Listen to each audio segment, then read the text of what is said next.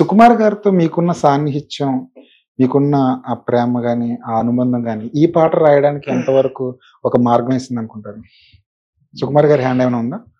సుకుమార్ గారు అంటే మేబీ ఆయన సారథ్యంలో ఈ సినిమా 'బుచ్చిబాబు' లేకపోతే ఈ సినిమా గాని, ఇంకేదైనా గాని 'మైత్రి' సంస్థ గాని, లేకపోతే 'వృద్ధి' సంస్థ గాని నడుస్తూ ఉండొచ్చు గాక. బట్ ఈ పాట వరకు వీళ్ళు డిస్కస్ చేసుకుని, అంటే ఆఫీస్‌లో స్టాఫ్, డైరెక్షన్ డిపార్ట్‌మెంట్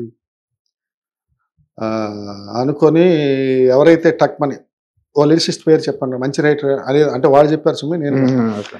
ఆయన అంటే బాలాజీ అన్నారట ఎవరో. హ్మ్. ఇంక అక్కడి నుంచి బాలాజీ డిస్కస్ చేసుకొని అంతా విని, అవును నా ఇష్టం సినిమా ఒకటి రాశాను అప్పట్లో 2012లో అనుకో. సింగిల్ గార్డ్ అనుకుంటారు. ఇంచుమించు 5 పాటలు, నేను 5 పాటలు, మిగతా ఎవరో ఇద్దరు రాశారు. అయితే దాంట్లో నేను నా గుండెల చప్పుడు కన్నా నీ అలికిడితో బ్రతికున్నా అని రాసా ఒక లైన్. అది ఈయనకి ఇష్టం. ఆ ఉప్పెన పాట రాయడానికి వెళ్ళినప్పుడు కూడా ఈయన మన డైరెక్టర్ బుచ్చిబాబు గారు అన్నారు, సార్ అది భలే ఉంటుంది సార్ అది ఆ లైను.